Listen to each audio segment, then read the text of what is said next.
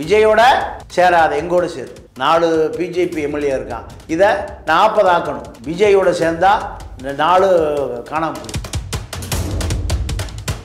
பெரியாரை எது பேசினாலும் இங்கே கேட்பதற்கு நாதி இல்லை. பெரியார் மீது அளவு கடந்த அன்பு கொண்டவர்கள் நீங்கள் சிறுபான்மை முஸ்லீம்களும் கிறிஸ்தவர்களும் தலித்துக்களும் தான். ஏன்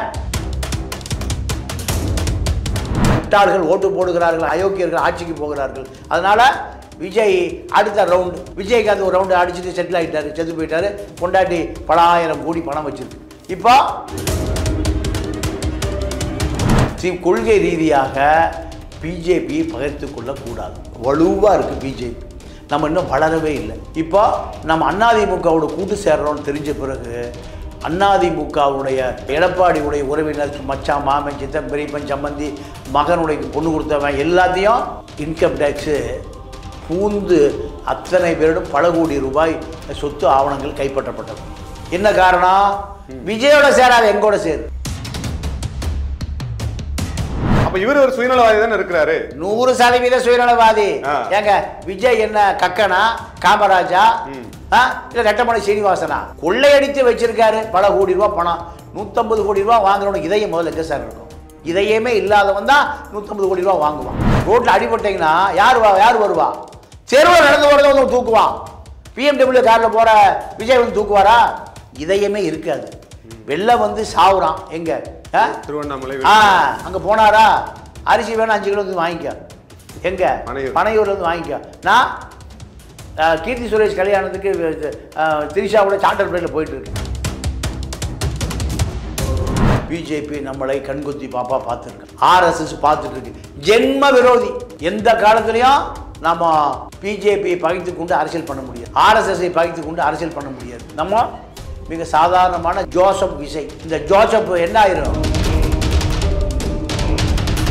அரசியல் என்பது முதல் போடாத தொழில். இன்வெஸ்ட்மெண்ட்டே பண்ண வேண்டியது. மாநாட்டுக்கு யார் பணம் கொடுத்தா? ஆதவ அர்ஜுன் ரெட்டி பணம் கொடுத்தாரு.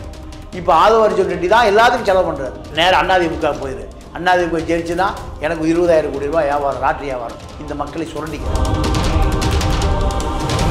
25 பெண்கள் பட்டியல் இருக்கு. இவனால் கெடுக்கப்பட்ட பெண்களுடைய பட்டியல். முத்துக்குமார் மரணத்துக்கு பின்னாடி பல ரகசியங்கள் இருக்கு. திமுகவே அதை ஜாபர் சேட்டுக்கு முழு ரகசியம் தெரியும். முத்துக்குமார் கொல்லப்பட்டதே சீமானால் நான் அடிச்சு சொல்லுவேன். இவன் அதை விட அயோக்கியனா பாலியல் தொழிலாளியாவே இருக்கான். மீதி நேரம் குடிக்கிறது, மீதி நேரம் துணை நடிகரோட குத்தாட்டம் போடுறது. பெங்களூர்ல 2 பெண்கள் கர்ப்பாகி சீமா பேரை சொல்லி அங்கே பெங்களூரில் பஞ்சாயத்து பண்ணி வீடு வாங்கி கொடுத்து இப்போ செட்டில் பண்ணான். ஆதாரம் வேணுமா?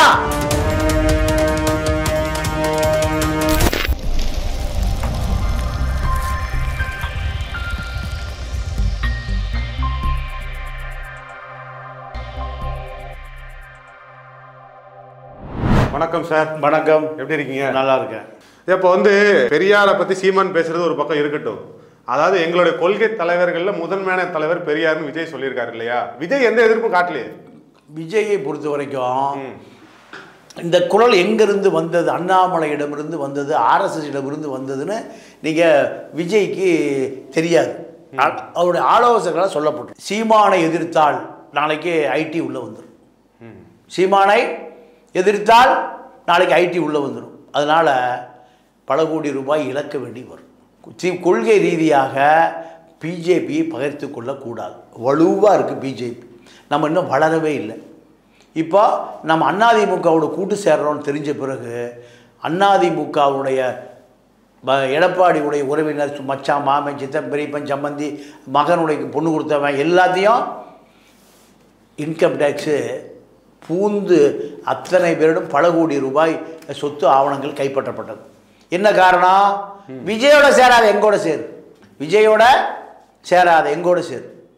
4 பிஜேபி எம்எல்ஏ இருக்கான். இதை 40 ஆக்கணும். விஜயோட சேர்ந்தா 4 காணாமல் போயிடும்.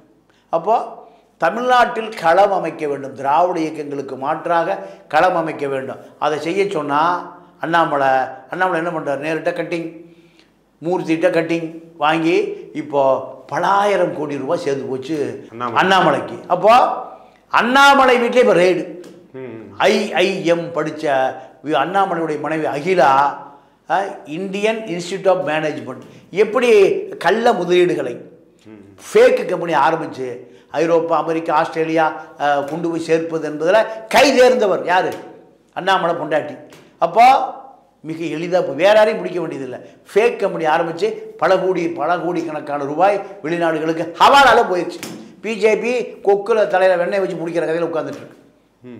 அப்போது அண்ணாமலை ஷிமோகாவில் அவர் ஐபிஎஸ் ஆஃபீஸில் இருந்து சஸ்பெண்ட் செய்யப்படுவதற்கு முன்பு தப்பிச்சு ஓடி போயிரு. இப்படி விரட்டப்பட்ட நபர் எடியூரப்பா அண்ட் கம்பெனியால். இந்த நபர் தான் இன்றைக்கி பிஜேபியில் அந்நியப்பட்டு நிற்கிறார். ஏன்? எடப்பாடியை கன்வின்ஸ் பண்ணி எடப்பாடி கூட இருந்து எடப்பாடி மூலம் பிஜேபிக்கு ஒரு 10 எம்பியை வாங்கி கொடுனா இவர் யார் கூட இருக்கார்? சசிகலா கூட இருக்கார், ஓபிஎஸ் கூட இருக்கார், டிடிவி கூட இருக்கார். ஆளுக்கு 100 கோடி ரூபா கட்டிங்க வாங்கிட்டு எப்படியாவது அதிமுகக்குள்ள எடப்பாடியை மிரட்டி உள்ளே சேர்த்துக்கிற வேலையை செய்கிற ஏஜெண்டாக மாறிட்டார். இது பிஜேபிக்கு பிடிக்கல. காளி பெருங்காய டப்பா யார்? சசிகலாவும் ஓபிஎஸும் டிடிவியும். இந்த காளி பெருங்காய டப்பா ஆளுக்கு 100 கோடி கொடுத்துருக்காங்க. யாருக்கு? அண்ணாமலைக்கு. இந்த 300 கோடிக்காக இவர்களை எடப்பாடிக்குள்ள தள்ளுகிற வேலையில் தோல்வி. இந்த வேலையை செஞ்சதுனால எடப்பாடி அதிமுக பிஜேபி கூட்டணி முறிஞ்சு போச்சு. இதுக்கு காரணம் அண்ணாமலை.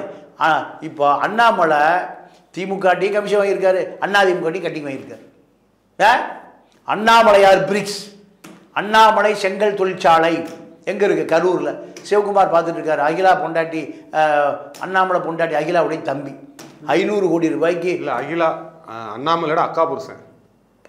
அண்ணாமலை அக்கா புருஷன் இல்லை, சிவகுமார் மச்சனம் தானே? ஆமாம், சிவகுமார் மச்சன். சிவகுமார் தான் அண்ணாமலையார் பிரிக்ஸ் ஓனர். ஆமாம். அப்போ மண் எங்கிருந்து வந்திருக்கு? ரா மெட்டீரியல் செம்மண் துரைமுருகன் கொடுத்துருக்காரு. துரைமுருகனுடைய பினாமி மணல் திருட ராமச்சந்திரன் ரத்னம் உடைய பினாமி தான் கரிகாலன் இருந்து 500 கோடி ரூபாய்க்கு எங்கேயோ இருந்து செம்மண் பூரா செங்கல்லா மாதிரி வித்தாச்சு. அப்போது இந்த வேலையை தான் அண்ணாமலை பார்த்துட்டு இருந்திருக்காரு. இதையெல்லாம் விஜய் பார்க்குறாரு. பார்த்து ஒருவேளை நம்ம கொள்கை ரீதியாக பெரியாரை ஆதரித்தால், சும்மா கட்டவுட் வச்சுக்கலாம், ஏமாத்துறதுக்கு அம்பேத்கரை வச்சுக்கலாம், பெரியாரை வச்சுக்கலாம், ரெட்டமலை எல்லாத்தையும் வச்சுக்கலாம். ஆனால் நீங்கள் இன்னும் டீப்பாக போனீங்கன்னா பிஜேபி நம்மளை கண்குத்தி பாப்பா பார்த்துருக்கான். ஆர்எஸ்எஸ் பார்த்துட்ருக்கு. ஜென்ம விரோதி. எந்த காலத்துலேயும் நம்ம பிஜேபியை பகைத்து கொண்டு அரசியல் பண்ண முடியாது, ஆர்எஸ்எஸ்ஸை பகைத்து கொண்டு அரசியல் பண்ண முடியாது. நம்ம மிக சாதாரணமான ஜோசப் விஜய். இந்த ஜோசப் என்ன ஆயிரும்? பாஜப் ஆயிரும். அதனால் இதெல்லாம் ஒரு லாங் ப்ராசஸ். கருணாநிதியே பயப்படுவார் ஆர்எஸ்எஸ்க்கு, எம்ஜிஆரே பயப்படுவார் ஆர்எஸ்எஸ்க்கு. அப்போ இவர்களெல்லாம் குட்டி ஜுஜுபி. அதனால் சீமான் அண்ணாமலையுடைய ஆலோசனையின் பேரில் பெரியாரை டேமேஜ் பண்ணுறார். திமுகவே பார்த்துட்ருக்கு, திகாவே பார்த்துட்ருக்கு, அதிமுக பார்த்துட்ருக்கு, நமக்கு ஏன்டா வம்பு? இதுதான் விஜயுடைய நிலைமை. இப்போ இங்கே என்ன கேள்வி வருதுன்னா, அமித்ஷா அவர்கள் அம்பேத்கரை பற்றி பேசும்போது உடனடியாக அறிக்கை வருது. அப்போ இங்கே என்ன தோணுது விஜய் அவர்களுக்கு அப்படின்னா, பெரியாரை பற்றி பேசினா யாரும் ஓட்டு போட போறா, பட் அம்பேத்கரை பற்றி டேமேஜ் பண்ணுவோம், தலித் ஓட்டு போயிடும். அதனால அப்ப இவர் ஒரு சுயநலவாதி தானே இருக்கிறாரு. 100% சுயநலவாதி. ஏங்க விஜய் என்ன கக்கனா, காமராஜா, இல்ல ரெட்டமலை சீனிவாசனா? கொள்ளையடித்து வச்சிருக்காரு பல கோடி ரூபாய் பணம். 150 கோடி ரூபாய் வாங்குறவனுக்கு இதயம் முதல்ல எங்க சார் இருக்கும்? இதயமே இல்லாதவன் தான் 150 கோடி ரூபாய் வாங்குவான். இதயம் எவனுக்கு இருக்குன்னா தெருவில் படுத்து கிடக்கிறான்ல அவனுக்கு தான். ரோட்ல அடிபட்டீங்கன்னா யார் வருவா? தெருவில் நடந்து போறத தூக்குவான். BMW கார்ல போற விஜய் தூக்குவாரா? இதயமே இருக்காது. வெள்ளம் சாவுறான். எங்க? திருவண்ணாமலை. அங்க போனாரா? அரிசி வேணும் 5 கிலோ வாங்கிக்க. எங்க? பனையூர்ல வாங்கிக்க. நான் கீர்த்தி சுரேஷ் கல்யாணத்துக்கு திரிஷாவோட சார்ட்டர் பிளேனில் போயிட்டு இருக்கேன். அவசர அவசரமாக போகிறேன் ஏர்போர்ட்டில். பார்த்தோமா அந்த படத்தெல்லாம்?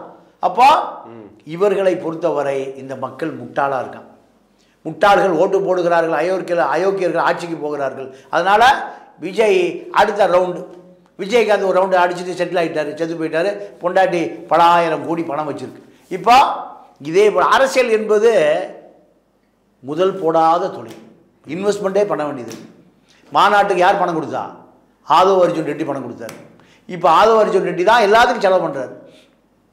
நேரம் அதிமுக போயிரு. அதிமுக ஜெயிச்சுன்னா எனக்கு 20,000 கோடி ரூபாய் வியாபாரம், லாட்ரி வியாபாரம், இந்த மக்களை சுரண்டிக்கிறேன். இதுதான். ஆக அனைவருமே அரசியல் செய்து பல கோடிகளை சுருட்டுவதற்காகத்தான் வருகிறார்கள். இவர்கள் அம்பேத்கர் இருந்தானா, பெரியார் இருந்தானா, கக்கன் இருந்தானா, காமராஜர் இருந்தானா, யார் இருந்தால் எனக்கு என்ன? எனக்கு மூட்டைகளில் காந்திகள் தான் தேவை. இதுதான் விஜயுடைய ஸ்டாண்ட். இல்லை, ஒருவேளை இன்னும் சீமான் இந்த மாதிரி பெரியாரை பற்றி அவதூறா பேசின விஷயங்கள் வந்து விஜய் காதுக்கு போகலையா? அப்போ காதுக்கு போல காதில் பஞ்சு வச்சுட்டு எங்கள் ரூம்குள்ள அடைச்சிட்டு படுத்து கிடக்கிறாரு. காற்று தான் அப்படி படுத்து கிடப்பார், 3 நாள் தூங்குவார். இல்லை, அம்பேத்கர் விஷயத்த உடனே காது கொண்டு போய் உடனே அறிக்கை வந்தது. பெரியார் விஷயத்துல ரொம்ப சத்தம் சைலண்டா இருக்குது. அதாங்க, அம்பேத்கரை பேசுறீங்கன்னா தலித் வாக்கெல்லாம் போயிடும். பெரியாரை எதை செஞ்சாலும் கேட்க நாதி இல்லை. அண்ணாவே ஒழிச்சு விட்டார பெரியார. அதனால பெரியாரை எதை செஞ்சாலும் ராமகிருஷ்ணனுக்கும் ஆரிச்சாமிக்கும் தான் கோபம் வரும், வீரமணிக்கு கோபம் வராது. வீரமணி ஒரு அறிவிக்கப்படாத திமுக வட்டச் செயலாளராக வண்டு முருகனாக மாறிட்டார். அதனால் பெரியாரை எது பேசினாலும் இங்கே கேட்பதற்கு நாதி இல்லை. பெரியாரை வைத்துக்கொண்டு நீங்கள் பெரியார் மீது அளவு கடந்த அன்பு கொண்டவர்கள் நீங்கள் சிறுபான்மை முஸ்லீம்களும் கிறிஸ்தவர்களும் தலித்துக்களும் தான். ஏன்? அவர்களிடம்தான் பெரியார் உயிரோடு வாழ்கிறார். அவர்கள் தான் வருத்தப்படுறான். ஏன்? பெரியாரை யாருமே ஏற்றுக்குவான், ஆனால் ஆர்எஸ்எஸ் ஏற்றுக்கவே மாட்டான். என்ன காரணம்? உழைக்கிற மக்களுக்காக கடைசி வரை நின்றவர் தந்தை பெரியார். அதனால் பெரியாரை யார் ஏற்றுக்க மாட்டான்னா ஆர்எஸ்எஸ் ஏற்றுக்க மாட்டான். யார் ஏற்றுக்கொள்வார்னா தலித், கிறிஸ்டின், முஸ்லிம் இந்த மக்கள் ஏற்றுக்குவான். ஏன்? இவர்களுக்காகத்தான் கடைசி வரை உழைத்தார். அல்ல, இப்போ இன்னைக்கு காலையில் பேட்டியில் கூட சீமான் சொல்றாரு, பெரியார் வந்து இஸ்லாமியர்களை கேவலமா பேசியிருக்காரு. பாப்பானுக்கு பயந்து நாம வந்து பெரியாரை நாம முஸ்லீம்களை ஆதரிச்சா அதை வந்து சாணிக்கு பயந்து போய் நம்ம மலத்துல கால வச்சதுக்கு சமம். அப்போ முஸ்லீம்களையும் இஸ்லாமையும் அவர் மலம்னு சொல்றாரு. அவரை போய் எப்படி இஸ்லாமியர்கள் ஆதரிக்கிறாங்கன்னு கேட்கிறாரு. இல்லை, அதான் இப்போ பெரியார் ஒரு மனநோயாளின்னு சொல்லுவார். ஆஸ்பத்திரியில் தப்பிச்சு வந்தான்னு சொல்லுவான். யாரு? இந்த ஒரு மனநோயாளி. 25 பெண்கள் பட்டியல் இருக்கு, இவனால் கெடுக்கப்பட்ட பெண்களுடைய பட்டியல். முத்துக்குமார் மரணத்துக்கு பின்னாடி பல ரகசியங்கள் இருக்கு. திமுகவே அதை ஜாபர் ஷேட்டுக்கு முழு ரகசியம் தெரியும். முத்துக்குமார் கொல்லப்பட்டதே சீமானால் நான் அடிச்சு சொல்லுவேன். முத்துக்குமாருடைய மரணத்துக்கு பின்னாடி சீமான் இருக்கான். அவன் சமாதியை கூட அடிச்சு உடைச்சு சாட்டை காலி பண்ணிட்டான். நான் பெண்கள் விஷயத்துக்குள்ளே போகலை. அவர் மனைவி தான் கல்யாணம், அதில் உள்ளே நான் போகலை. அந்த சகோதரி ரொம்ப பெரியார் இயக்க தொண்டர் குடும்பம் அது. அதனால் அது காளிமுத்து அதுக்குள்ளே போகலை. இவர்கள் அயோக்கியர்கள், அவ்வளோதான். பெண்கள் என்ன பண்ணுவாங்க பாவம். இந்த அயோக்கியர்கள் 25 பெண்களை நீங்கள் பாலியல் ரீதியாக பயன்படுத்தி கொண்ட ஒரு பெரிய அயோக்கியம் தான் அந்த சீமான். இவர்களுக்கு திமுக அயோக்கியனா இருக்கான். திமுக அதிமுக மாற்று எவனா கிடப்பான்னு போய் சேர்ந்தான் இந்த மக்கள் 8.2%. இவன் அதை விட அயோக்கியனா பாலியல் தொழிலாளியாகவே இருக்கான். மீதி நேரம் குடிக்கிறது, மீதி நேரம் துணை நடிகளோட குத்தாட்டம் போடுறது. பெங்களூரில் 2 பெண்கள் கர்ப்பாகி சீமா பேரை சொல்லி அங்கே பெங்களூரில் பஞ்சாயத்து பண்ணி வீடு வாங்கி கொடுத்து இப்போ செட்டில் பண்ணான். ஆதாரம் வேணுமா? யார் நடிகை, யார் என்ன, எல்லா கதையும் சொல்கிறேன். ஏன் இதை பேசுவது எனக்கு இழிவாக இருக்குன்னு நினைக்கிறேன். இந்த மாதிரி மட்டமான நபர் இதை விஜய் பார்த்து கொண்டு இருக்கிறார். இதுதான் விஜயுடைய அரசியல். இல்லை, விஜய் இந்த மாதிரியான அரசியல் உங்களுக்கு என்ன மாதிரி தோணுது? இவர் எப்படி வந்து நாளைக்கு சமூக நீதிக்கு சமத்துவத்துக்கு போராடுவார்னு உங்களுக்கு தோணுது? மக்கள் தூக்கி வீச போகிறான். விஜய்க்கு அந்த தூக்கி வீசலையா? அதே போல் விஜயும் தூக்கி வீசுகிற நேரம் சார். அரசியலில் உண்மையாக இருந்தால் மக்கள் ஏற்றுக்கொள்ளுவான். இல்லைன்னா எக்ஸ்போஸ் ஆகி வைகோ என்ன ஆனார், விஜயகாந்த் என்ன ஆனார், பல தலைவர்களை பார்த்துருக்கோம். ராமதாஸ் என்ன ஆனார். திமுகவும் அதிமுகவும் வெகு விரைவில் ஒரு சரியான தலைமை வந்தால் அதுவும் காங்கிரஸ் என்ன ஆச்சுன்னே தெரியல. இப்போ நீதி கட்சி என்ன ஆச்சுன்னே தெரியல. இதெல்லாம் வரலாறு. இந்த நூற்றாண்டில் கம்யூனிசம் என்ன ஆச்சு, வைகோ என்ன ஆனார், விஜயகாந்த் என்ன ஆனார். காமராஜரால் கூட காங்கிரஸை காப்பாற்ற முடியல, கக்கனால் கூட காங்கிரஸை காப்பாற்ற முடியல, காணாமையே போச்சு. கருணாநிதி இன்னைக்கு வரை காப்பாற்றி வச்சிருக்காரு. நன்றி, வணக்கம்.